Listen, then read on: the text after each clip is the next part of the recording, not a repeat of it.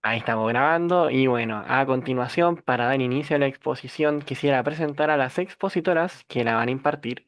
Primero tenemos a Marcela Villegas, ella es educadora diferencial, con mención en trastornos de aprendizaje específico y trastornos de audición y lenguaje, diplomada en psicopedagogía de la discapacidad intelectual, en espectro del autismo, en estudios avanzados en psicología, aprendizaje y educación, además de tener un posgrado en necesidades educativas especiales por autismo y trastornos generalizados del desarrollo. Certificada en método Teach, también posee la especialización del modelo SEARCH y también el test A22. Es especialista en autismo y educación inclusiva, fundadora de la agrupación Alianza Inclusiva. Durante 2023 y 2024 se desempeñó como asesora técnica en Mineduc para la implementación de la ley 21.545. Y también nos acompaña a Alejandra González, ella es psicóloga clínica y mediadora familiar, cofundadora de la agrupación Alianza Inclusiva de Viña del Mar, tiene la certificación especializada en The Greenspan Floor Time Approach and Learning Tree en The Floor Time Center, también tiene la certificación en ADR, entrevista para el diagnóstico del autismo y en la escala de observación para el diagnóstico de autismo A22 en Advocate Children's Hospital. Además de que ambas expositoras son fieles expositoras acá en Adipa desde hace mucho tiempo. Así que no les quiero quitar más tiempo, les voy a dejar de compartir pantalla, les dejo con las expositoras y espero que tengan una excelente charla el día de hoy. Así que comencemos. Muchísimas gracias, Dani.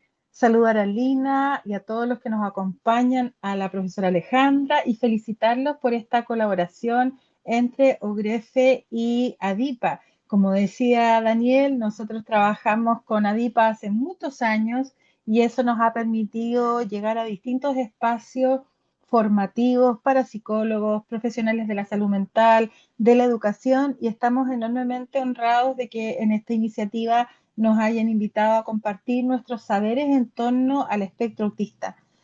Con Alejandra, psicóloga, hemos desarrollado en la zona central de Chile.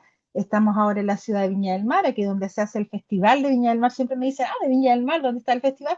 De aquí somos nosotros. Tenemos una institución hace muchísimos años que trabaja con personas autistas, y eso a nivel nacional nos ha permitido ir compartiendo nuestros saberes, nuestra experiencia y también nuestros desafíos y nuestras sombras respecto a la evaluación de personas en el espectro autista.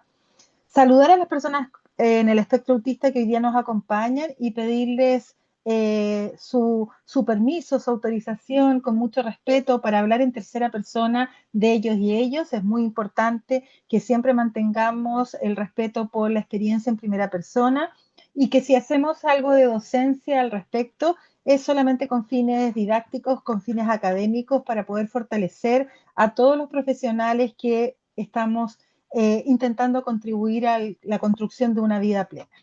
Dicho esto, les invito a compartir a través del React las emociones que les producen los contenidos que vamos a desarrollar, para que podamos durante esta pequeña charla, este pequeño seminario, poder tener un uso respetuoso del chat, un uso saludable, pensando que hay muchas personas neurodivergentes que se distraen cuando tenemos una clase paralela en el chat. Dicho esto, vamos a compartir con ustedes algunos elementos que nos han permitido a nosotros avanzar en este camino de la evaluación funcional en personas autistas, en donde los instrumentos psicométricos y estandarizados se ponen al servicio del conocimiento de las necesidades de apoyo de las personas dentro del espectro autista. Entonces, hoy día tenemos el objetivo de compartir de qué estamos hablando cuando hablamos de una evaluación funcional desde una perspectiva evolutiva, y también de qué manera el contexto va impactando en la trayectoria evolutiva de las personas. Es decir, si bien el instrumento A22, ADR, CARS y todos los que va a compartir Alejandra son tremendamente importantes, siempre hay que considerar que se ponen al servicio de un propósito superior, que es identificar las necesidades de apoyo de la persona para poder contribuir al levantamiento de un proyecto de vida. Y es la manera en que hoy día, de forma actualizada, se abordan no solamente el autismo, sino todas las neurodivergencias. Para ponernos de acuerdo, lo primero que yo hago siempre es enmarcar de qué hablamos cuando hablamos de espectro autista.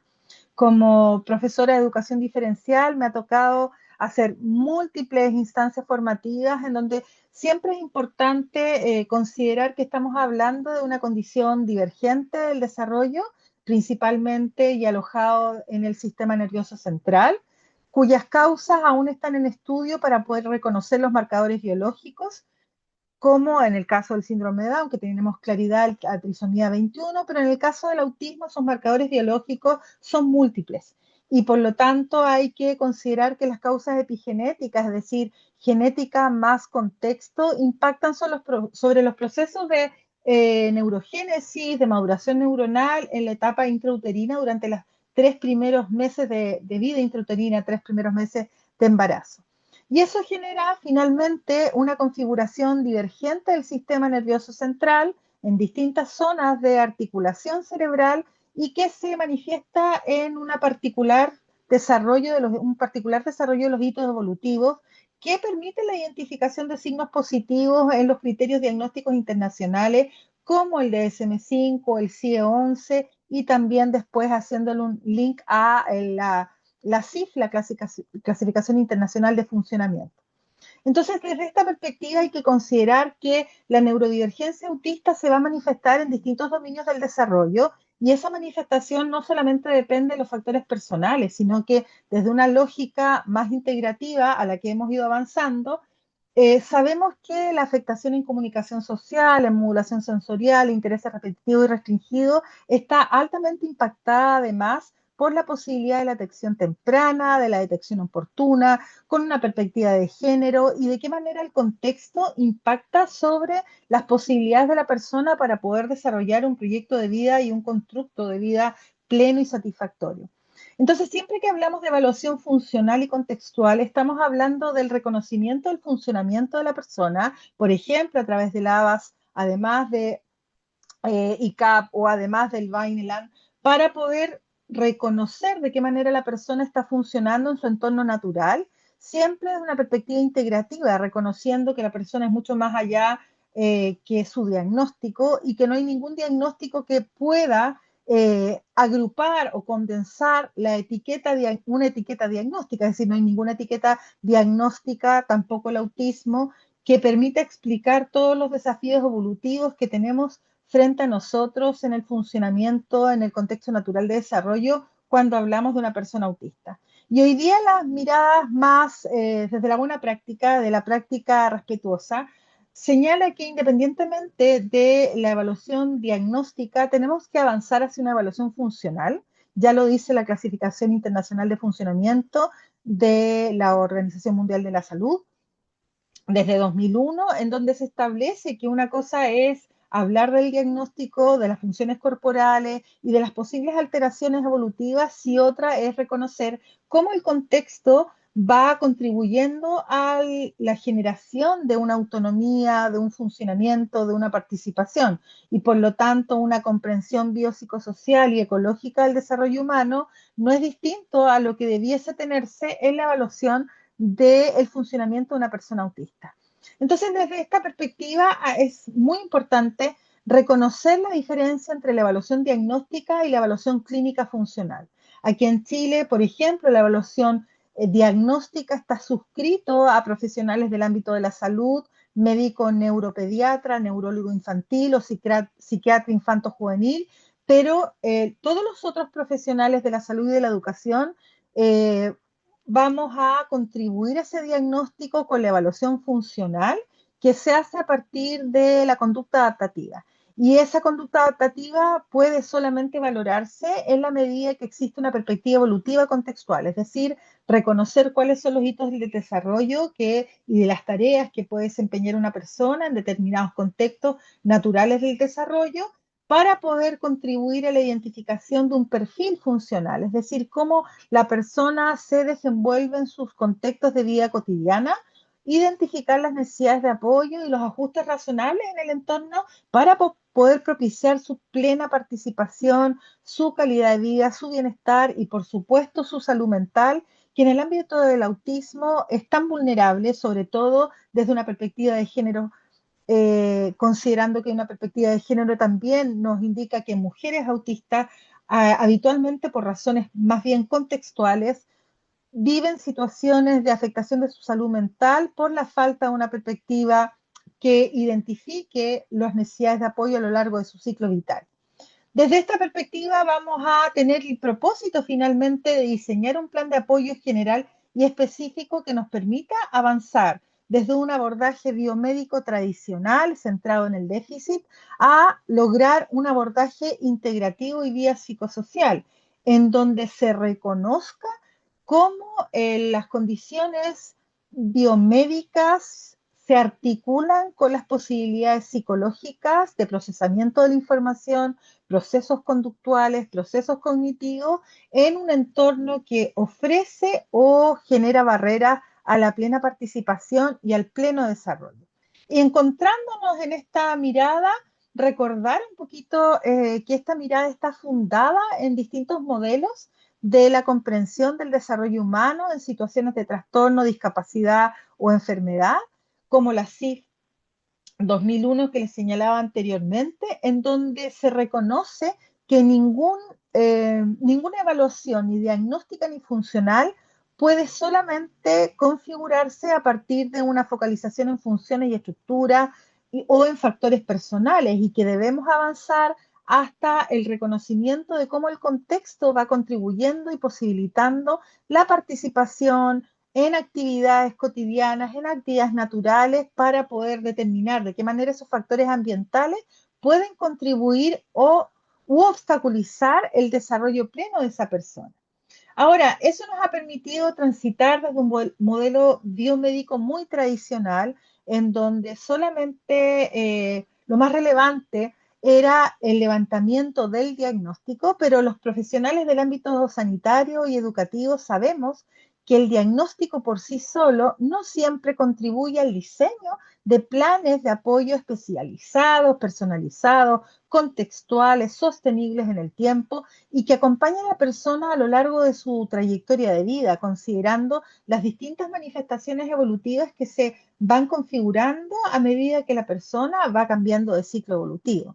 Entonces, el modelo biomédico ha dado lugar también a un paradigma psicológico en donde lo importante es comprender el neurotipo, es decir, la forma de funcionamiento cognitiva que tenga la persona autista, desde un paradigma de neurodiversidad, perdón, que reconoce la legítima variabilidad humana y reconoce también que las personas somos todas neurodiversas y que hay un neurotipo que nos caracteriza, y finalmente va explicando el cómo nos vamos manifestando a lo largo de nuestra vida en los contextos en los que vamos participando.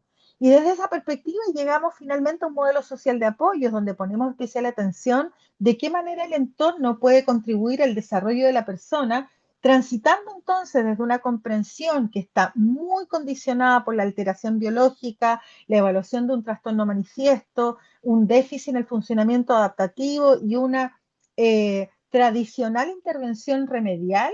Principalmente en Latinoamérica todavía se sigue viendo esa mirada restrictiva. No, no vamos a decir que no es legítima y no es valiosa y no es tremendamente importante, pero solamente la perspectiva biomédica ya debe dar paso a una perspectiva mucho más amplia, en donde ponemos atención sobre el impacto que tiene el entorno sobre el desarrollo humano. Y en esa medida poder entender cuál es la naturaleza, la interacción de la persona con su entorno, qué barreras y oportunidades del entorno existen, los apoyos para el funcionamiento adaptativo y logro de la calidad de vida, finalmente, qué es la orientación que ha de tener cualquier tipo de acción sanitaria y educativa respecto del desarrollo de una persona, y finalmente tener una comprensión multidimensional de aquellos sucesos y aquellos acontecimientos y factores manifiestos que vemos en una persona dentro del espectro a lo largo de su vida, y que va finalmente configurándose entre los factores personales y los factores del contexto. Ahora, por eso, por lo menos en el ámbito que nosotros nos movemos, en el ámbito formativo que hacemos durante todos estos años a través de ADIPA, también de Alianza Inclusiva, a propósito de mi participación en la implementación de la ley de autismo aquí en Chile desde el 2023, hacemos una clara diferenciación entre TEA y autismo. Por una parte, el TEA se reconoce como la etiqueta diagnóstica más tradicional a partir de DSM-5 y el CIE-11, pero que más bien se restringe a una mirada nosológica muy clasificatoria respecto de la presencia de signos positivos manifiestos, que serían en estos casos criterios muy característicos de comunicación social, intereses repetitivos y restringidos, para pasar a una mirada mucho más amplia que reconoce un procesamiento divergente al que le llamamos neurotipo, desde un paradigma neurodiversidad, que es mucho más amplio que esos tres criterios diagnósticos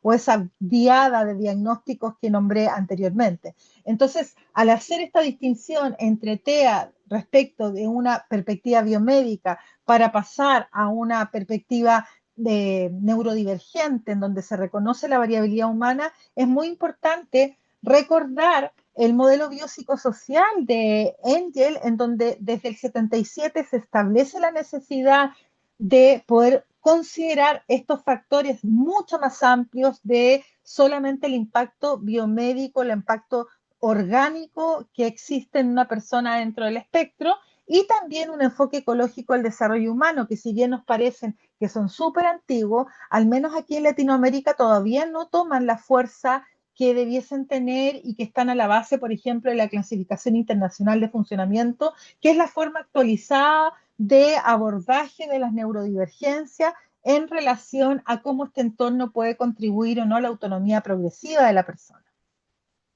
Desde esta perspectiva, entonces, antes de dar lugar a la presentación complementaria de Alejandra en relación a los aportes de algunas pruebas estandarizadas, sumamente importante decir que finalmente los resultados de estas evaluaciones psicométricas estandarizadas siempre se tienen que interpretar en el contexto, en la relación articulada que existe y dinámica que existe entre los factores personales y las posibilidades que otorga el contexto y cómo ese contexto va generando protectores, apoyos, oportunidades, facilitadores o por otro lado riesgos, barreras y estresores. Y por eso es tan importante cuando hacemos una evaluación utilizando instrumentos estandarizados, siempre sea como una estrategia, como un medio para poder alcanzar información mucho más profunda o el estándar que nos permita diseñar planes para mitigar los posibles riesgos, barreras y estresores que tenga la persona y poder promover el desarrollo de habilidades adaptativas dentro de los contextos naturales del desarrollo. Ahora, para terminar esta primera parte, me gustaría poner atención sobre 4 elementos que caracterizan una evaluación actualizada en el ámbito del espectro del autismo y de otras neurodivergencias de una perspectiva biopsicosocial. Primero, que la evolución de una persona dentro del espectro no depende solo de las posibilidades de una persona, sino de las oportunidades del contexto, y es algo que a nivel latinoamericano he tenido la oportunidad de poder compartir con distintos plenarios, distintas comunidades a nivel latinoamericano, y todavía tenemos un desafío pendiente en una mirada integrativa respecto de las neurodivergencias de manera general, de la discapacidad de manera más particular y del autismo específicamente. Es importante considerar que muchas de las situaciones que viven las personas autistas, incluso ciertos retrasos en el logro de habilidades adaptativas, más tiene que ver con los factores contextuales que sus factores personales. También reconocer que el diagnóstico de trastorno espectro autista no representa de ninguna manera la amplitud y complejidad de la condición, vivencia e identidad autista, que es importante conocer su perspectiva en primera persona y analizar de una perspectiva mucho más multidimensional que lo que pudiese resultar de una perspectiva muy lineal, muy nuclear, para poder identificar cuáles son las necesidades de apoyo de esta persona y cómo se despliega su neurotipo. El autismo es, desde una perspectiva neuroafirmativa y de un paradigma neurodivergente, un neurotipo manifiesto en la conducta, la emoción y el aprendizaje, y por lo tanto, en cualquier tipo de evaluación de la conducta adaptativa, de las habilidades intelectuales, de los signos característicos dentro del espectro, el análisis debe ser mucho más profundo que un puntaje y debe incorporar en su perspectiva integrativa considerar que el autismo se manifiesta desde la interacción entre los factores personales y los factores contextuales en un ecosistema determinado.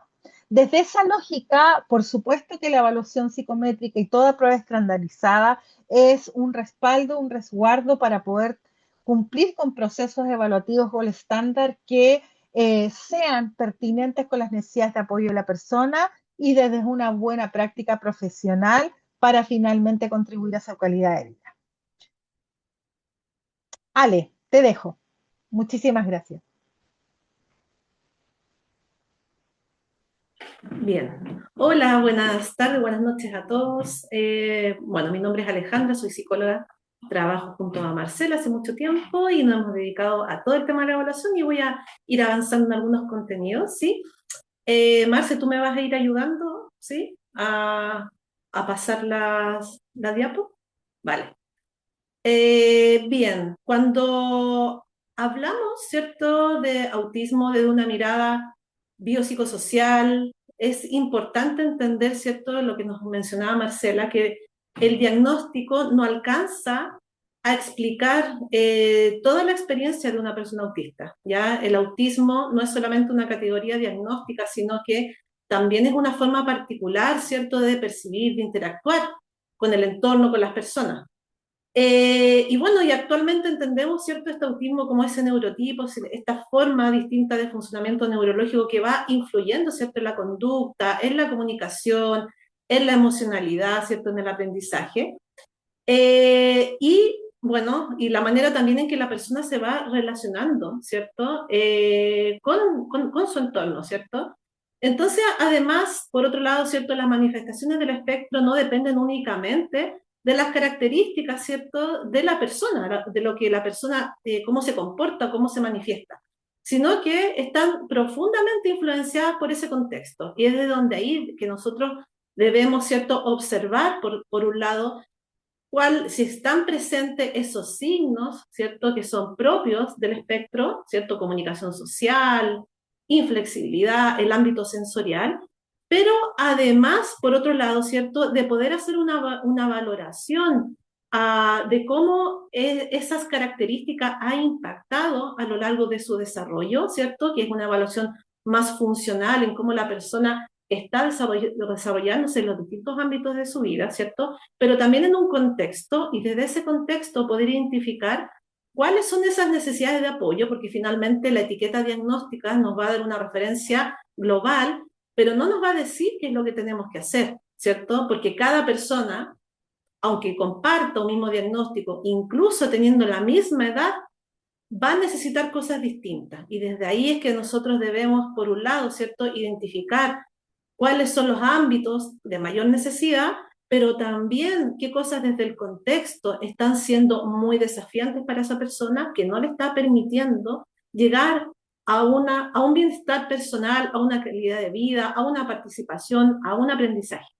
Y por lo tanto, es sumamente fundamental que no nos centremos solamente en esas etiquetas diagnósticas que por supuesto que nos va a orientar, sino que también de poder identificar qué es lo que necesita, porque ese entorno está siendo o favorecedor o está siendo muy desafiante y qué ajustes nosotros como profesionales, ¿cierto?, que estamos observando a esta persona, podemos sugerir en cuanto se vaya ajustando ese entorno, ¿ya? Es decir, no es lo mismo un entorno que sea altamente desafiante porque no comprende la forma de comunicación, porque sensorialmente hay mucho estímulo, porque hay muchas barreras en la escuela, ¿cierto?, en donde no se adaptan ni los contenidos, ni la distribución en la sala, no hay una mediación, ¿cierto?, social de parte de los adultos y por lo tanto la vida para esa persona puede ser muy difícil si nosotros no identificamos cuáles son aquellos ajustes, ¿cierto?, que son relevantes de hacer, ¿cierto? Ahora, vamos con la siguiente.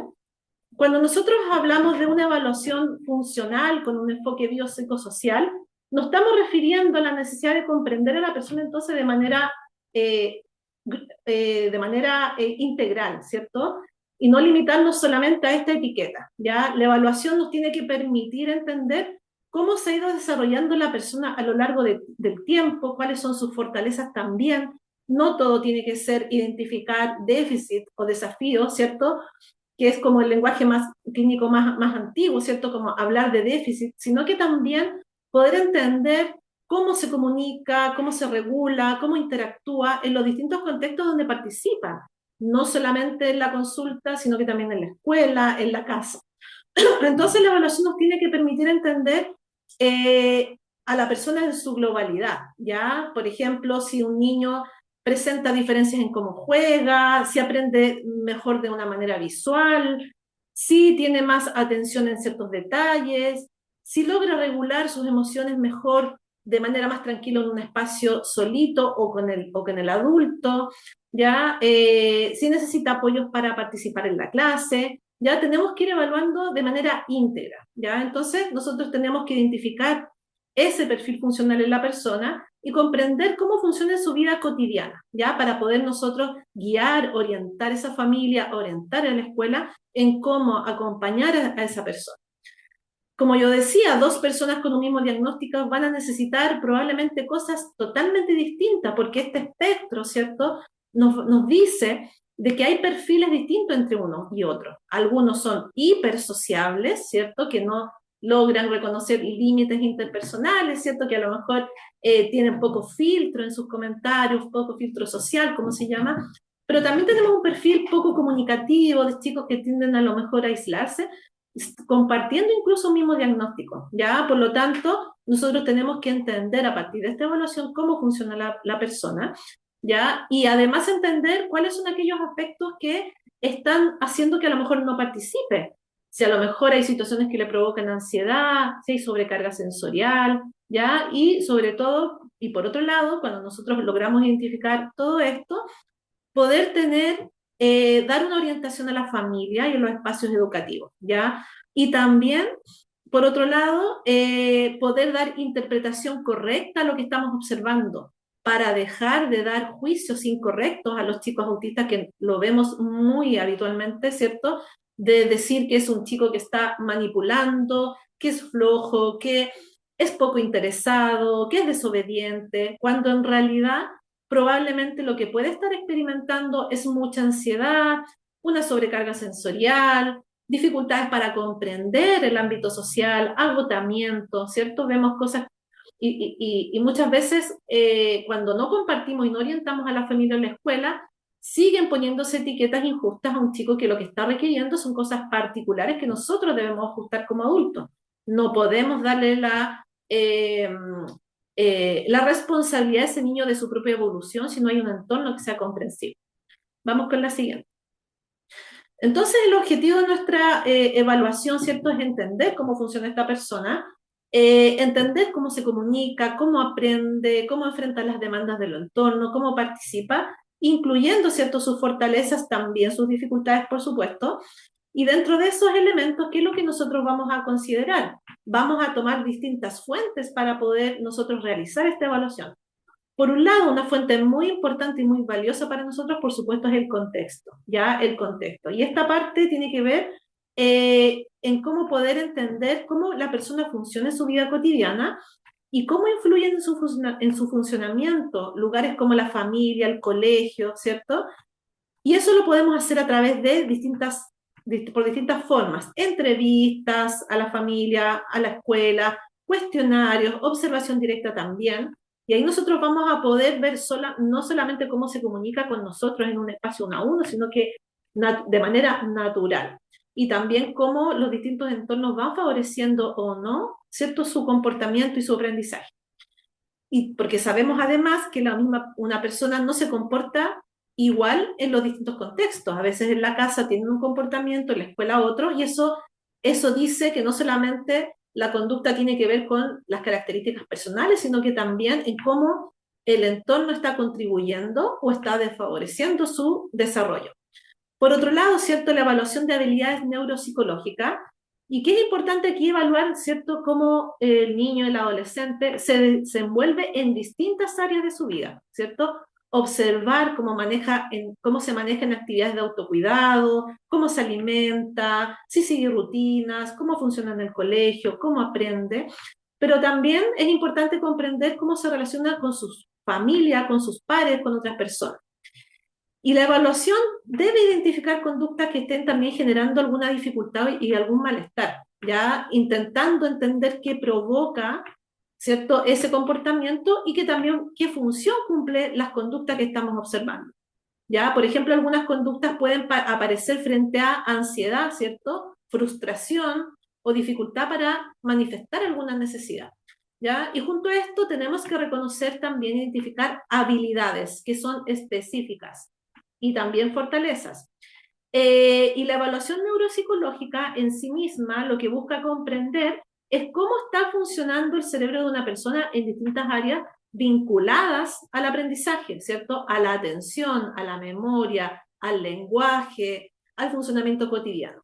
Y aquí no solamente se evalúa inteligencia, ya funcionamiento cognitivo, sino que una evaluación neuropsicológica nos va a ayudar a entender cómo la persona procesa esa información, las dificultades que puede estar influyendo en su vida diaria, y aquí se evalúan todas estas áreas que mencioné antes, ¿cierto? Atención, concentración, memoria, y la podemos hacer a través de distintas pruebas estandarizadas, ¿cierto? Como el WISC, el VICE, el Vineland, el ABAS-2, ¿ya?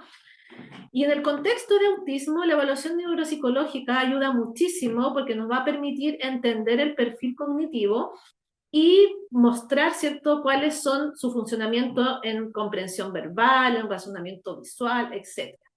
Por otro lado, muy importante, tenemos que tomar, ¿cierto?, el DSM-5, que es, el DSM-5 es el manual diagnóstico, que siempre es nuestra referencia principal, que nos va a contribuir porque nos va a entregar criterios clínicos que ayudan a orientar, a identificar, ¿cierto?, el autismo, ¿cierto?, u otras condiciones del neurodesarrollo.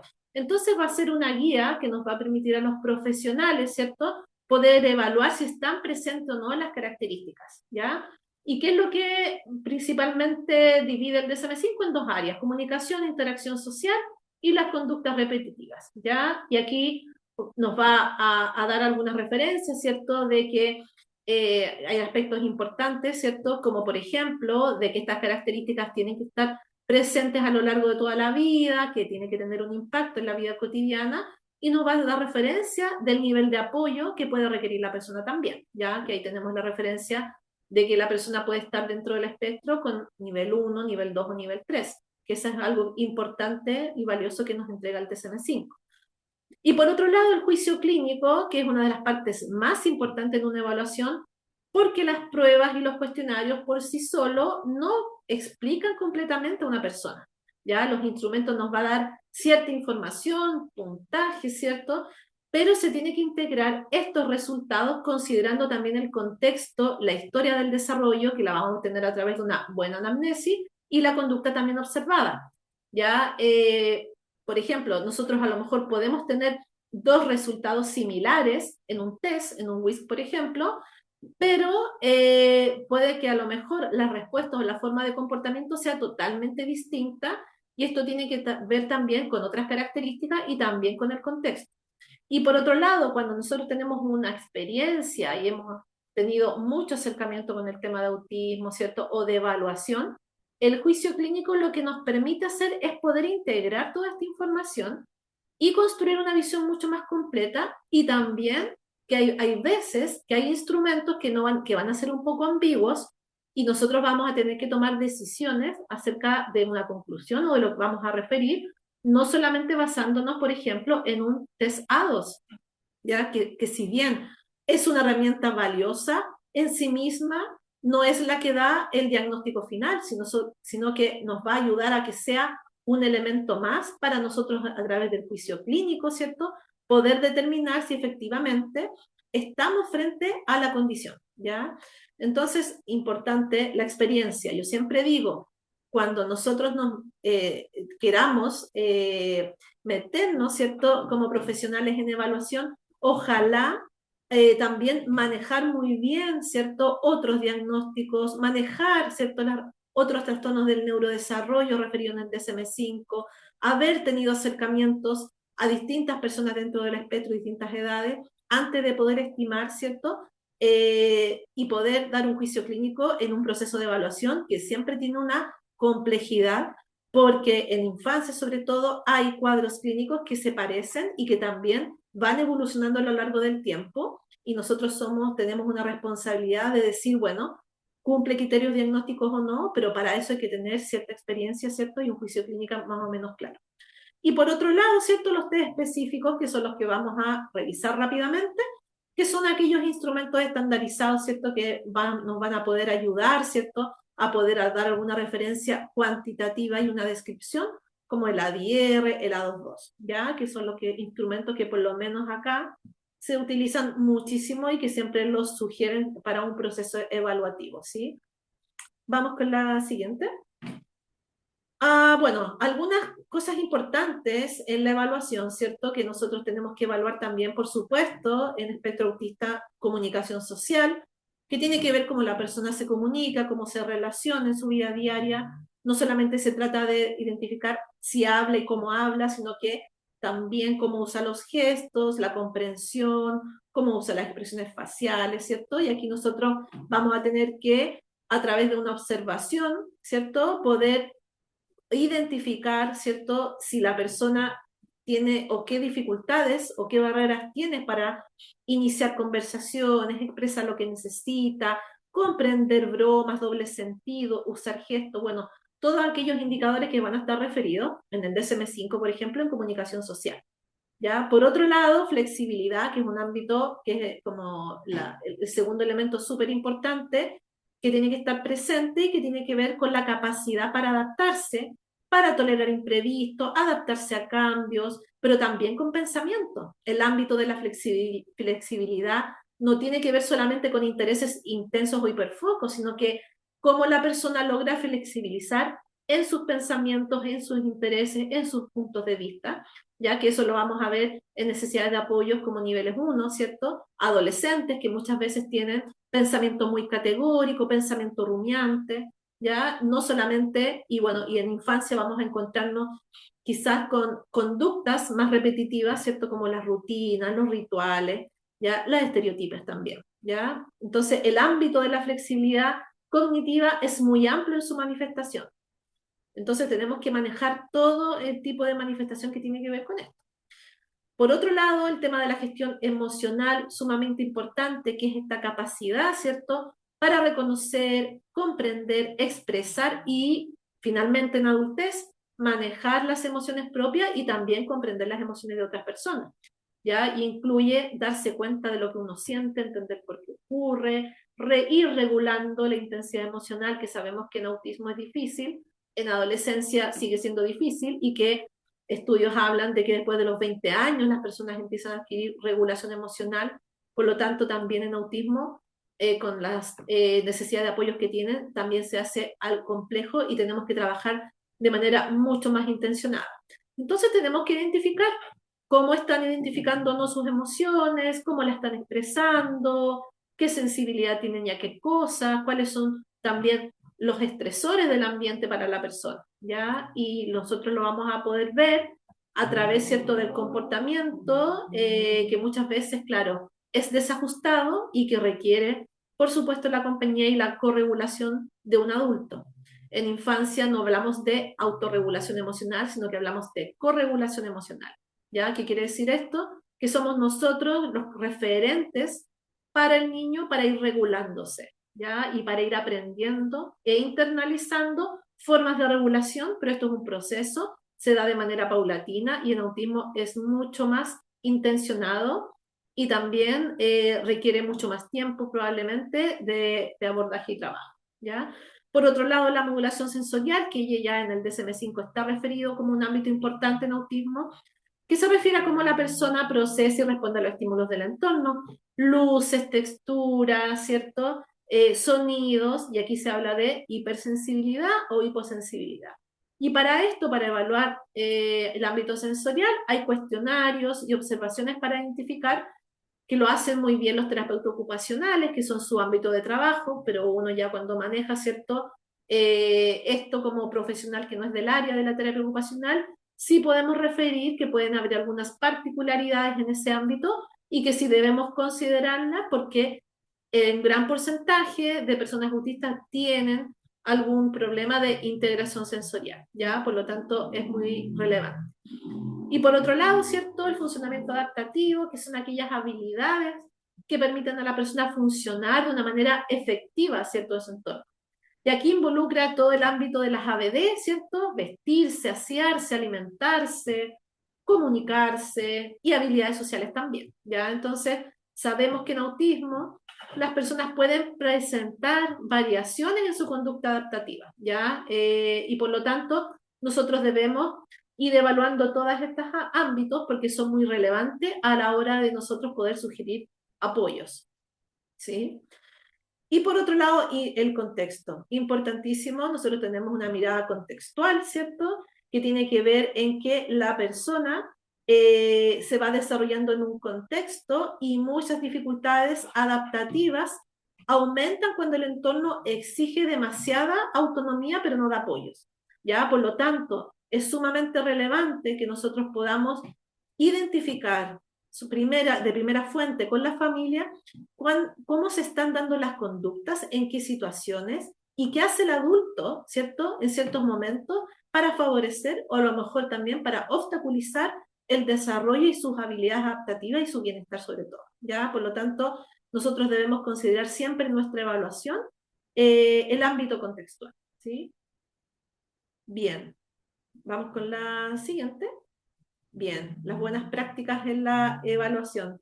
La evaluación no consiste solamente en aplicar pruebas o entregar diagnósticos, sino que la calidad, ¿cierto?, de un proceso evaluativo significa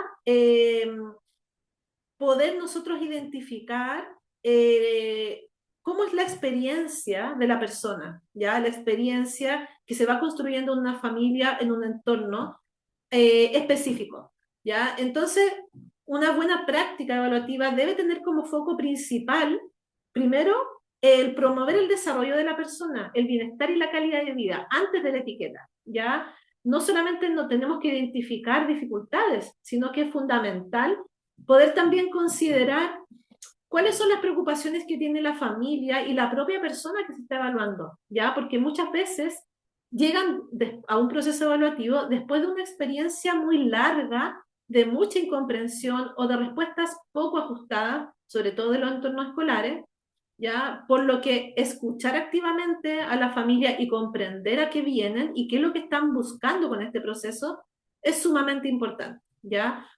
Entonces, también otro aspecto importante es que nosotros también tenemos que seleccionar cuáles van a ser aquellos recursos pertinentes para cada caso. Por supuesto que hay elementos que son bastante estándar en las buenas prácticas. Uno de ellos, el A22, por ejemplo, que es un instrumento que, por lo menos acá, se exige bastante que esté dentro de los procesos, pero muchas veces nos vamos a encontrar con situaciones que no es posible aplicarlo. Nosotros, como Marcela, nos hemos encontrado en situaciones difíciles en donde los chicos no acceden. Y ahí nosotros tenemos que también tener una gama de instrumentos y procedimientos también para poder identificar sus necesidades de apoyo. Si un chico no logra, por a lo mejor algún tipo de fobia, ¿cierto?, acceder a un contexto clínico para aplicar una prueba uno a uno, nosotros hemos hecho situaciones excepcionales como ir, por ejemplo, a observar a lugares como la casa o el colegio o aplicar instrumentos de manera indirecta, por ejemplo, hacer las familias con una DR. Y a veces no ha sido posible aplicar un A2, ¿ya? Por lo tanto, nosotros debemos tener una gama de procedimientos y no depender solamente de uno. Por lo menos nosotros acá, cuando una familia es derivada a través de una consulta médica, por ejemplo, en donde el neuropediatra ha indicado se sospecha espectro autista aplicar a 2.2, la verdad es que un proceso de evaluación no puede depender de una prueba. Por lo tanto, nosotros siempre le explicamos a la familia que nosotros no es que apliquemos a 2.2, sino que nosotros hacemos procesos evaluativos que requieren un tiempo, que requieren la elección de instrumento, que si se puede aplicar a 2.2, por supuesto, lo vamos a incluir, pero que nos vamos a basar en distintas fuentes. No podemos depender de solamente un instrumento. Y muchas veces vamos a tener que variar, y esto va a variar también en relación a la edad. ¿Ya? Hay instrumentos que están destinados para distintas edades. Bueno, y ahí como vemos, ahí tenemos algunos, ¿cierto? Vamos a ocupar, ¿cierto?, las fuentes terciarias, que es esto que les decía yo, qué dice el colegio, y ahí nosotros con Marcela hemos elaborado un cuestionario hacia el colegio, ¿cierto?, para identificar ciertas cosas, Hay pautas de derivación también, ¿cierto? Que sirven mucho para poder ver qué es lo que se está viendo en el colegio. Las anamnesis, que es este cuestionario inicial hacia la familia, ¿cierto? Los cuestionarios pedagógicos hacia la escuela y bueno, por supuesto, los instrumentos específicos, las pautas evolutivas del CDC, ya que ustedes las pueden encontrar ahí en la web, ponen CDC, pautas de evaluación que permite, cierto, ver si es que los chicos están cumpliendo los hitos del desarrollo acorde a su edad, y después los específicos para autismo, que son todos aquellos que ustedes ven ahí, que son algunos ejemplos, hay muchísimos más, DSM-5, lo primero, ¿cierto? Como una referencia, el CIE, CIE 10, el ADR, el A22, el MChat, el IDEA, el CARS, bueno, por nombrar algunos, ¿ya? Entonces, vamos con, rápidamente, bueno, hay algunas portadas de algunos de los instrumentos, y bueno, los procesos evaluativos, ¿cierto? Como decía, no hay solamente una prueba, hay profesionales que se van familiarizando con las distintas pruebas, ¿cierto? Y bueno, nosotros en particular estamos muy familiarizados con el A22, el ADR, el CARS, el IDEA, el AQ y el CATQ, que son los que voy a referir más adelante, ¿sí? Vamos entonces del DSM-5, ya hablamos, entonces vamos a ir con el MChat, ¿cierto? Rápidamente. El MChat es un cuestionario, ¿ya?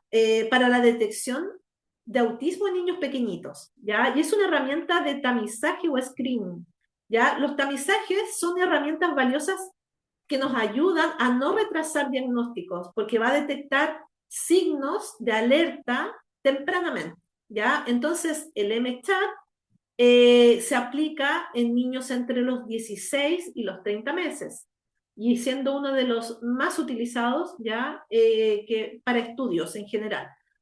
El MChat aparece en el 1992, pero ha ido avanzando y nos permite identificar, ¿cierto?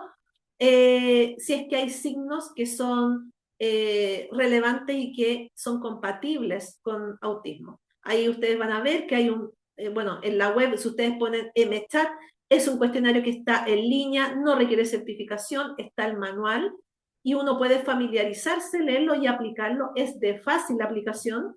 Y lo que mide es riesgo de, ya hay puntuaciones, ¿cierto? Y nos va a decir si está en un bajo riesgo, en un riesgo mediano o en un alto riesgo, ya de autismo. Y eso nos permite hacer una derivación después a neurología para confirmar diagnóstico o para más adelante hacer un proceso de evaluación más formal después de haber hecho una estimulación temprana. Después tenemos los AQ, ya que también lo podemos encontrar en línea, que es un cuestionario elaborado por Simón Barón Cohen, que tiene versiones para niños, adolescentes y adultos, que se puede contestar en línea, entonces es fácil, se la va aplicando a la persona como un cuestionario de preguntas, son 50 preguntas en cada una, ahí están los links, ¿cierto? Y nos va a permitir, a través de la autoidentificación, ¿cierto?, de indicadores, si la persona tiene un puntaje, porque esto está estandarizado y tiene puntaje, si tiene un puntaje suficiente como para acceder a un proceso de evaluación más completa, ¿ya? Pero también lo podemos utilizar dentro de la gama de instrumentos que vamos a utilizar y que pueden complementar una 2-2, ¿ya? Entonces vamos a tener las distintas versiones, el adulto se la puede aplicar a sí mismo y la adolescente o niño uno se la aplica a los papás. Son preguntas sencillas y fáciles, ¿ya? Por otro lado, tenemos el cuestionario de camuflaje, ya que si bien este cuestionario es un cuestionario que nos permite identificar el perfil. Hay personas, porque este se aplica después de los 16 años, hay personas autistas que utilizan estrategias de camuflaje, que son estrategias para compensar, minimizar o enmascarar características que son propias del autismo. Entonces, ¿en qué nos ayuda? En que hay veces que nosotros, sobre todo en perfil femenino, ¿cierto? O cuando hay un diagnóstico tardío, vamos a darnos cuenta, ¿cierto?, que la persona no tiene comportamientos visibles de autismo, pero tiene un funcionamiento de persona autista o tiene comportamientos que no muestra hacia el exterior, ya que son propios del autismo. Y que por lo tanto, y que ha sido adquirido por aprendizaje, ya por observación, y de una manera intencionada. Entonces, ¿qué es lo que nos dice? Que hay personas, ¿cierto?, que tienen altas estrategias de camuflaje y eso, cuando la persona tiene muchas estrategias de camuflaje social, imposibilita el diagnóstico temprano, ¿ya? Entonces, nos permite complementar. Por lo general, puntajes bajos en A2 tienen puntaje muy alto en camuflaje, ¿ya? Porque tienen una manifestación autista muy sutil, ¿ya? Entonces, este es un instrumento que también está en línea, hay un link, usted pone en CatQ, se contesta en línea junto con la persona y tiene un puntaje arriba de 100, es porque la persona tiene un perfil, si es que está dentro del espectro, de alto camuflaje social y nos permite decir que es importante trabajar, ¿cierto? Porque si bien ayuda muchísimo en la vida diaria, es muy agotador para la persona. Por otro lado, ¿cierto? Tenemos el test A22, que el test A22 es un test que, bueno, se utiliza muchísimo actualmente para la identificación de autismo. Es un test estandarizado, ya que nos permite, ¿cierto?, identificar a través de actividades que ponemos al servicio en el proceso de evaluación, uno a través de una interacción de 45 minutos a una hora, ¿cierto?, con distintos módulos que se van seleccionando según el nivel de lenguaje y desarrollo de la persona. Y lo que hace LADOS es que a través de actividades en los niños más pequeños y ya en adolescencia y adultos o con lenguaje fluido, genera un mundo social estructurado a través de actividades o preguntas, ¿ya? Entonces, lo que permite hacer es observar en un tiempo limitado, según lo que pasa en la sesión, si la persona tiene particularidades en su desarrollo social, comunicativo, de flexibilidad, sensorial también, ¿ya? Entonces, este test nos da un puntaje y nos dice, según este puntaje, la persona cumple los criterios diagnósticos como para decir que está dentro del espectro autista. Entonces, nos habla en términos cuantitativos, pero también uno tiene que hacerlo de manera cualitativa y hacer una descripción, ¿ya? Bueno, y el ADR, finalmente, ¿cierto?, que es una entrevista estructurada que está diseñada para obtener información, no del momento como el A22, que nos va a permitir, que nos va a decir cómo se comporta la persona en el momento. El ADR nos da información detallada sobre el desarrollo a lo largo de la vida y se le aplica a padres o a cuidadores. Y nos permite conocer en profundidad la historia evolutiva de la persona. También tiene un puntaje, ¿ya? Y ese puntaje nos va a decir si la persona cumple con los criterios y este test es complementario, ¿ya? Es complementario a la 2.2 y también se sugiere utilizarlo cuando no es posible aplicar el la 2.2 de manera directa a la persona por algún tipo de circunstancia, como ya les decía, de chicos que no logran acceder al instrumento, ¿sí? Y bueno, la última que queríamos compartirlo, manejamos otro, pero bueno, por tiempo, este va a ser el último que les voy a mencionar. El CARS, que es la escala de valoración del autismo infantil, es una herramienta utilizada hace muchos años ya, nosotros es una de las primeras que utilizamos, para la evaluación de espectro autista y está diseñada para valorar de manera integral muchas áreas, ya como comunicación, interacción social, conducta estereotipada, respuesta sensorial, ya las tenía incorporadas, a pesar que es muy antigua.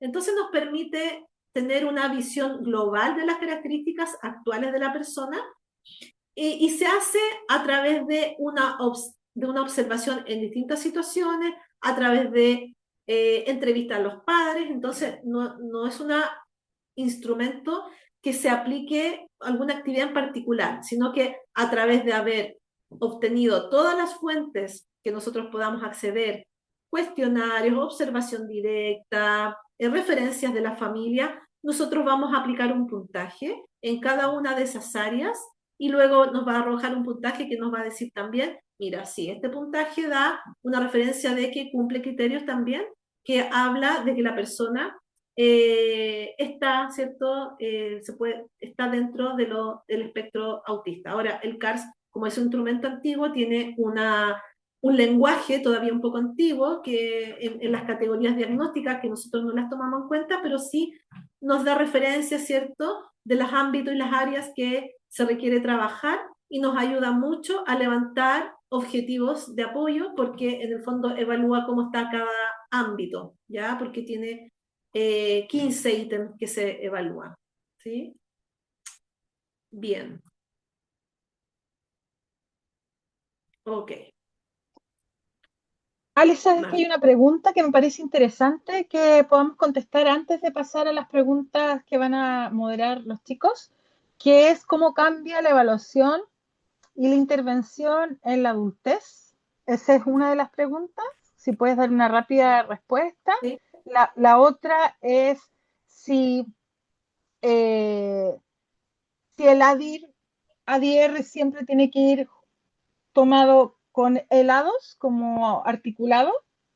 Y la otra nos cuenta una persona autista que agradecemos mucho su testimonio de haber tenido varios procesos de evaluación y ahora se le sugiere otra vez otro proceso evaluativo por sus altos niveles de ansiedad que son parte del espectro, los trastornos ansiosos. Entonces pregunta si realmente es necesario seguir en este proceso de evaluación ya teniendo el diagnóstico, y nos pide un poquito nuestra impresión. Yo creo que podríamos responder esas tres muy brevemente, Ale, para poder darle lugar a Karim, Daniel, Lina, para que puedan moderar si hay alguna pregunta directa.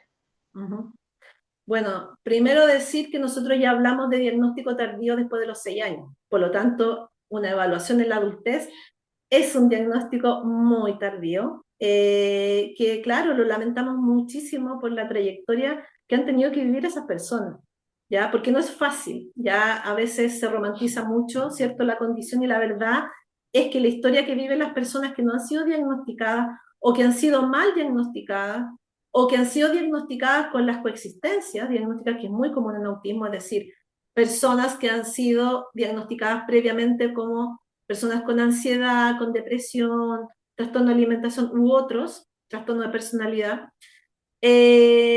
Claro, son personas que no alcanzan a comprender o no se alcanza a explicar del todo su vivencia. Es decir, claro, tengo ansiedad, pero lo que a mí me pasa es más que eso. Entonces, cuando son personas que no han tenido una respuesta y por lo tanto no han tenido un abordaje como corresponde. Por lo tanto, pueden llegar a la adultez de una manera muy desgastada también, lo hemos visto, ¿sí? Eh, Ahora, la evaluación de la adultez cambia muchísimo en comparación con los niños, ¿ya? Porque en adultos, muchas características, lo que va pasando y por qué no se diagnostica es porque es menos evidente o porque se ha ido manifestando de otra manera. En los niños se observa más claramente diferencias y por eso uno logra identificarlo, porque uno ve conducta, ¿cierto? Ve un juego distinto, falta de comunicación o una comunicación distinta, la interacción social es evidente, ¿cierto? Entonces, son diagnósticos que son sencillos. En cambio, muchos adultos lo que han hecho es que no ha sido más sutil probablemente su nivel de apoyo en autismo, pero es porque también han ido aprendiendo estrategias para adaptarse, para compensar o camuflar esto que yo les decía a lo largo de muchos años y muchas veces también no solamente por una elección propia, sino que porque han estado en entornos que han sido muy exigentes también, muy correctivos, que han hecho que conductas que eran parte del autismo, ¿cierto?, hayan sido mitigadas porque han tenido familias que han estado como muy presentes probablemente, pero que también han sido muy exigentes para tratar de normalizar. ¿Ya? En la adultez, la evaluación entonces no se centra solamente en conductas que sean observables, porque no es posible. Hay adultos que relatan que han aprendido a tener contacto visual porque se han dado cuenta que es importante o porque han sido muy corregidos y les han dicho, mira los ojos todo el tiempo. Entonces, muchas veces no vamos a observar conductas tan evidentes, sino que lo que vamos a tener que entrar es en la experiencia interna de la persona, ¿ya? En cómo ha funcionado a lo largo de su vida, ¿ya? En cómo se han ido sintiendo distintas, en cómo han ido sintiendo que no encajan, que esa palabra a veces es tan natural, no es aprendida, siento que no encajo, y que se han sentido agotadas socialmente, con ansiedad, con burnout, con dificultades de relaciones, la sensación que tener que actuar de otra manera, de manera constante. Por lo tanto, toda la experiencia de comunicación social, probablemente si revisamos el DSM-5, todas estas conductas que yo le he dicho no están descritas ahí, pero son del ámbito de las relaciones sociales. Por lo tanto, más allá de hacer un checklist de conductas, nosotros tenemos que tener en cuenta los ámbitos globales, comunicación social, hay particularidades, la persona a lo largo de su vida ha tenido una forma distinta, se ha sentido distinto socialmente, lo han corregido, le han dicho cosas que lo hacen sentir distinto. En el ámbito de la flexibilidad lo mismo, a lo mejor no son personas que tienen conductas ritualistas, pero sí que tienen pensamientos, ¿cierto? Muy circulares, intereses específicos, personas que les cuesta, que son muy categóricas, por ejemplo, pensamiento blanco y negro, es decir, el ámbito, ¿cierto? Se evalúa flexibilidad mental, pero se evalúa en pensamiento probablemente, ¿ya? Entonces nosotros tenemos que, por supuesto, considerar la historia del desarrollo y tratar de indagar lo más que podamos en las experiencias tempranas. Por lo tanto, si nosotros podemos, con la autorización de un adulto, acceder a fuentes terciarias y poder conversar con un familiar, lo incluimos. Nunca lo obligamos, por supuesto, porque a veces son procesos muy íntimos para la persona y no quieren que nadie sepa. Entonces, tenemos que tratar de indagar lo que más podamos en la historia del desarrollo. A veces hemos recurrido a estas fotografías que nos pasan, informes escolares antiguos, que nos ayudan a recopilar un poquito de información hacia atrás. Pero también tenemos que evaluar relaciones sociales, estrategias de camuflaje, qué pasa en lo social, qué pasa, perdón, en lo emocional, qué pasa con su fatiga social, con su agotamiento, ¿ya? Y claro, vamos a aplicar igual instrumentos, pero también hemos vivido la experiencia que nosotros a través del juicio clínico hemos determinado que la persona sí presenta indicadores compatibles con autismo, pero en una dos no han puntuado. Y por eso es tan importante el conocer, ¿cierto? No solo el espectro, ¿cierto? No solamente en su manifestación más típica, sino que en toda su globalidad. Y generalmente, ¿qué pasa? Que en el A2 no puntúan porque el A2 es muy de observación y la persona ha logrado tener conductas que compensen, ¿cierto? Socialmente compensen su comunicación. Y puede que no puntúen. Entonces tenemos que ir complementando con otras herramientas, otros instrumentos que nos vayan corroborando aquello que la persona cuenta en su experiencia y que es lo que nosotros estamos observando, ¿ya? Tenemos que considerar la narrativa de la persona, es muy importante, más allá de la observación de que si la persona es funcional o no, porque hay personas que tienen familia, trabajo, pero la sensación interna o el desgaste o qué han tenido que hacer para llegar a eso es una historia que solamente desde la narrativa nosotros podemos llegar a ello, ¿ya? Entonces ahí las pruebas estandarizadas quedan muy cortas, ¿sí? Ok. ¿Cuál era la otra pregunta? Si el A2 y el ADR, si tienen que ir siempre juntos, Sí, yo ¿cierto? creo que podemos dejar a Karim que regule lo de las preguntas, ¿Ya? porque si no nos vamos a pasar mucho en el tiempo, así Ya. que le devolvemos la palabra a él. Ok. Súper. Primero, gracias Marcela, gracias Ale por, como siempre, una increíble ponencia. Les voy a pedir que si tienen una pregunta, ideal que podamos hacer este espacio un poco más dinámico y levanten la mano para poder habilitarles el micrófono. Em, si no saben cómo levantar la mano, en la parte de reacciones, en la barra de herramientas de Zoom, donde está el micrófono, la cámara, etcétera, em, pueden levantar la mano. Jesús, le voy a habilitar el micrófono, no se preocupe.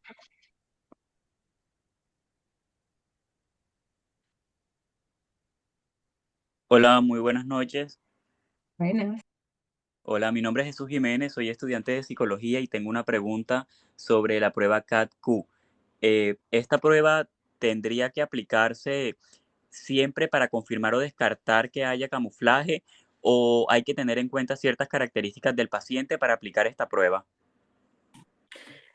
Sí, hay especificaciones, ¿ya? La prueba de camuflaje, una de las cosas, bueno, primero se aplica después de los 16 años, pero también tiene algo en particular que solamente se aplica a personas que uno, a partir de información previa o uno logra darse cuenta que tiene un nivel cognitivo de un funcionamiento normal, en lo estandarizado, ya normal hacia arriba, porque requiere un nivel de comprensión de las preguntas que no es tan sencillo y requiere una introspección para poder responderlas, ¿ya? Por lo tanto, se aplica solamente en algunos casos. Es una prueba que ayuda a confirmar una impresión, ¿ya? Por lo tanto, no es que sea, ninguna prueba es obligatoria en sí misma, sino que las pruebas se ponen al servicio de lo que a uno siente que le puede servir, porque, por ejemplo, si yo tengo una persona que evidentemente tiene muchas conductas externalizadoras, ¿cierto?, de autismo, comportamientos muy evidentes comunicativos, ¿cierto? Probablemente no es necesario aplicar un CAT-Q porque no está camuflando nada, evidentemente, Oh, está mostrándose auténtica, ¿ya? Por lo tanto, no tendría sentido aplicarla porque yo ya me doy cuenta que la persona es muy auténtica en su comportamiento y muy natural. Por lo tanto, no está ocultando nada, ¿cierto? O no está compensando nada, ¿sí? ok, profe, listo, muchas gracias. Gracias a ti, Jesús, por esa pregunta. Gracias a ti, Ale, por la respuesta. Vamos a pasar a la pregunta que había hecho Vanelik, si no me equivoco, en el chat. Y ella dice, ¿el ADR y A2 siempre deben usarse en autismo o se podría con el AQ, CATQ, SRS, DERS, RATS, R? A ver, los todos y siempre son relativos. Lo que pasa es que el A2 y el ADR, no sé la experiencia ya en Colombia, por lo menos acá, es bastante apetecido, ¿ya? Y lo sugieren y lo piden. Como que tiene que estar dentro del proceso. Lamentablemente, bueno, les cuento, nosotros evaluamos con Marcela hace muchísimos años, más de 20 años, y el A2 lo estamos aplicando, yo creo que hace unos 7 años solamente, y antes no necesitábamos esa herramienta para identificar, ¿ya? Si es que había o no indicadores dentro del espectro. Las herramientas se van construyendo a lo largo del tiempo y en la medida que las investigaciones y los avances van. Ahora, dentro de las buenas prácticas, por supuesto que los instrumentos estandarizados siempre se sugieren, ¿ya? Ahora, si se aplican juntos, no necesariamente, no es obligatorio aplicarlos juntos, ¿ya? El A2 principalmente es una observación directa de la persona en un espacio de tiempo acotado y eso es lo que se evalúa y se puntúa. Y el ADR nos da una perspectiva distinta porque está más centrada en el desarrollo y no se aplica directamente a la persona. Entonces, el A2 permite observar cierto aspecto que es el funcionamiento actual y el ADR nos permite dar una información como es como una buena anamnesis en el fondo. Ya es como una anamnesis bien organizada, estandarizada. ¿Ya? Por lo tanto, tiene funciones distintas, pero bueno, uno puede llegar a través de ellas a ciertos resultados que nos ayude a complementar nuestro juicio y nuestra observación, que finalmente es una de las cosas más relevantes. Entonces, si yo tengo una observación y un juicio que me dice, mira, veo los indicadores, tengo pautas desde la escuela, por ejemplo, que están haciendo referencia, unados me ayuda a tener una mayor certeza y una mayor validez en un proceso y, por supuesto, un informe más robusto que le permita también a otros profesionales tener la seguridad de poder tener una información valiosa a la hora de trabajar, ¿ya? Y también una referencia hacia los médicos, neuropediatras, psiquiatras, para poder certificar un diagnóstico clínico, ¿ya? Porque es importante decir que nosotros lo que hacemos en nuestras prácticas, psicólogos, educadores diferenciales, terapeutas, es que nosotros hacemos evaluaciones funcionales con una amplia información que permite al médico certificar un diagnóstico. Nosotros no damos diagnósticos clínicos propiamente tal. Lo que hacemos es identificar aspectos, indicadores que dan cuenta de un posible diagnóstico, pero nosotros a través de todos estos instrumentos damos insumos para poder después establecer un diagnóstico clínico más categorial. Y generalmente eso, bueno, lo tienen que dar los médicos finalmente. Ya nosotros insumamos, ¿sí? Y levantamos hipótesis diagnósticas. ¿Ya? Entonces, no, la verdad es que no es que tengan que aplicarse juntos, no es una obligación, sino que más bien es que si nos sirve a nosotros, según el caso, y por eso debemos manejar una amplia gama de instrumentos para ir tomando decisiones en el momento. ¿Ya? Ahora, nosotros en particular, nuestro equipo siempre ha aplicado si es posible, ¿sí? Quisiera complementar rápidamente que en Latinoamérica hay una obsesión por el diagnóstico estandarizado del autismo y no hay que olvidar que es una corriente latinoamericana que no es la misma en Europa, en donde el juicio clínico sigue prevaleciendo como primer elemento de diagnóstico, haciendo la diferencia entre el diagnóstico y la evaluación funcional. El diagnóstico es clínico, la evaluación funcional incorpora otros elementos como los que hemos ido compartiendo, pero creo que hay que considerar que Latinoamérica se ha excedido, ha abusado, y eso está ultra documentado, ha abusado de una práctica estandarizada en una condición que es de carácter evolutivo contextual, como en el primer parte de esta presentación les compartí, solamente para ponerlo y aportar en el debate y en la reflexión. Súper importante, gracias Ale, gracias Marce. Vamos con la última pregunta. Luisa tiene la mano levantada.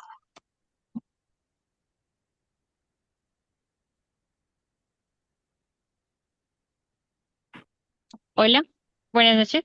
Ahí ya me escucha. Muchas gracias. Bueno, no, primero agradecerles por toda la información.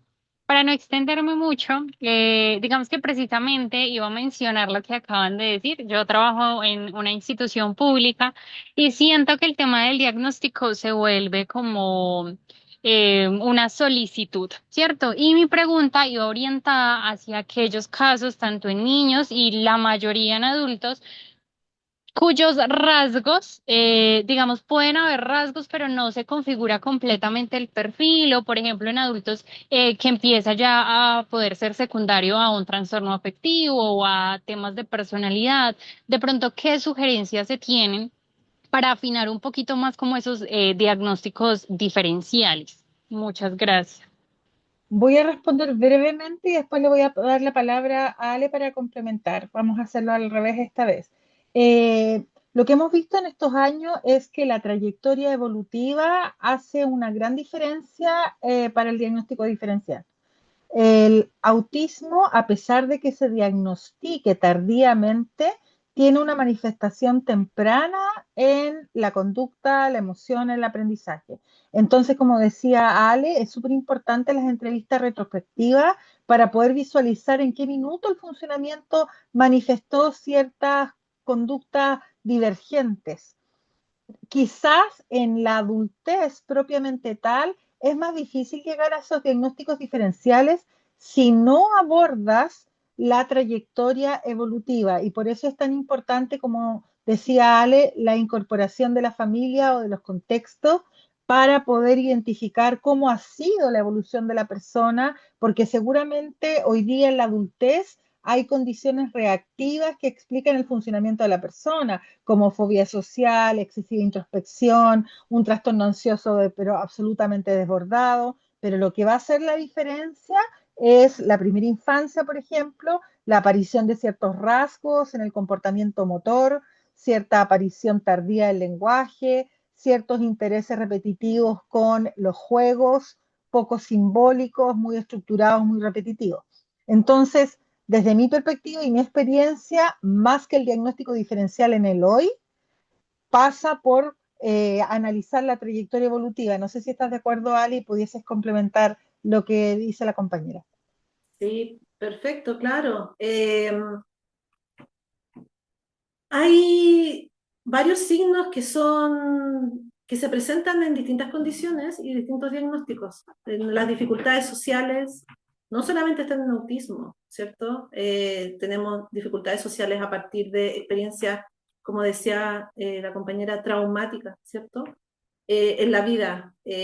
También hay rasgos de personalidad, hay personas que somos rígidas, y no necesariamente vamos a tener un diagnóstico, no todo es diagnóstico, no todos tenemos que clasificarlo, ¿cierto? Entonces, es importante no solamente identificar rasgos aislados, hay algo que Marce siempre dice, que hay criterios básicos en autismo y esos criterios tienen que cumplirse de manera precoz y simultánea, es decir, la precocidad de la manifestación, es decir, puede que a lo mejor no se identificó en la niñez, cuando es un adulto, pero cuando tú haces una investigación y haces un análisis, te vas a dar cuenta que habían indicadores que no se identificaron como autismo, pero estaban presentes en la niñez o en la adolescencia. Entonces, uno evalúa esos indicadores que sean precoces y simultáneos. Simultáneos, ¿qué quiere decir?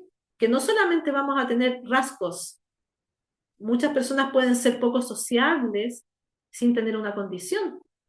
Hay características, tienen que ver con crianza, con personalidad, por lo tanto lo simultáneo está se dio de manera precoz y simultáneamente había particularidades en comunicación social, lenguaje, flexibilidad, el ámbito sensorial, ¿cierto? Y vemos también que en el ámbito emocional, si bien no está en el DSM-5 tan claramente, pero ciertas hipersensibilidades emocionales, ¿cierto? O reactividad, en fin, ¿cierto? Una forma de manifestación emocional distinta.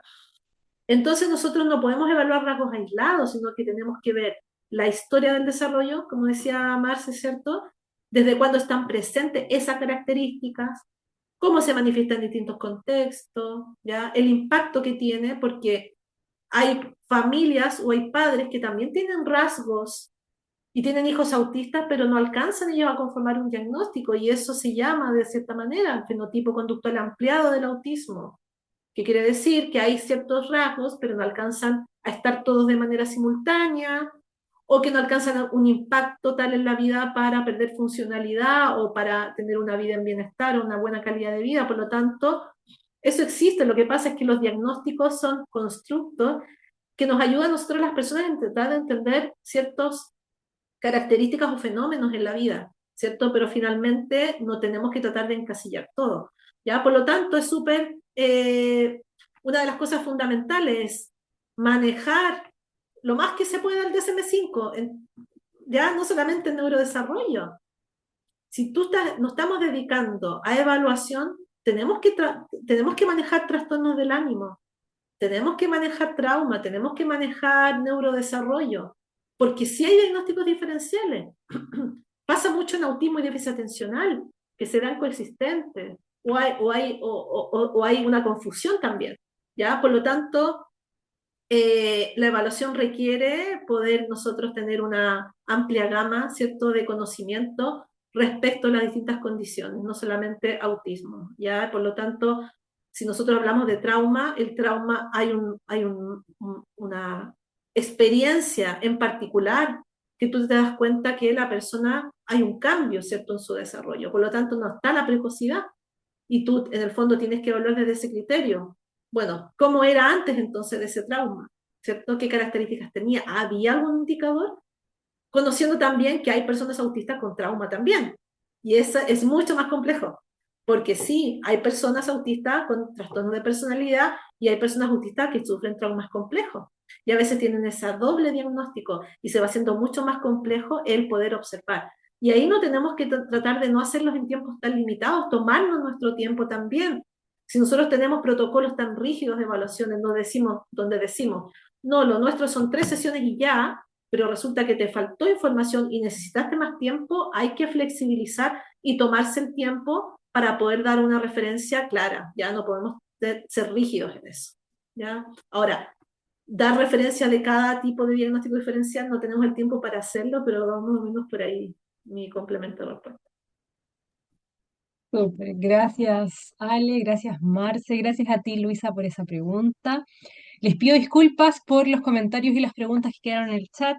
Le pido disculpas directamente a José Becerra que tiene la mano levantada. Por temas de tiempo estamos súper pasados en el tiempo, así que no vamos a poder recibir más preguntas. Les agradezco de todo corazón la participación y la presencia aquí. Les dejo invitados, como ya dijo Daniel al inicio, a revisar la página web de ADIPA para que vean los cursos que tenemos disponibles. Agradezco a Alejandra y a Marcela por el tiempo y por la increíble ponencia nuevamente y las dejo liberadas, chiquillas lindas, para que vayan a descansar y yo me quedo aquí con los chicos para el sorteo. Muchas gracias. Recuerden que en la página de ADIPA están los cursos que nosotros estamos dictando para profundizar en estos temas. Muchísimas gracias, Karin. Gracias, Alina. Un abrazo a todos. Chao, chao. Chao, chao. Que estén muy bien, cuídense.